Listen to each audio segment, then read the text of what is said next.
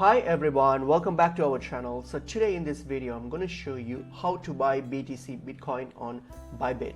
So let's get into the video. So go to Bybit and then log into your Bybit account.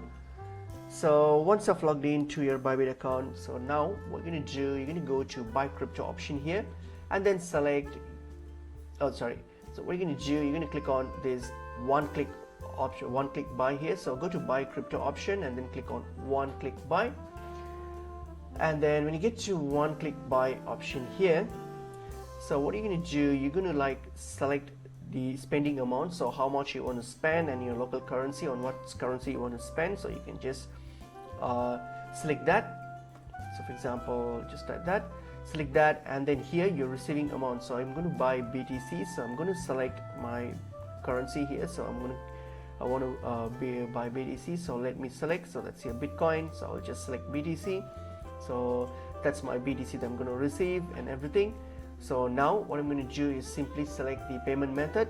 So select the payment method, that how you want to make these purchase.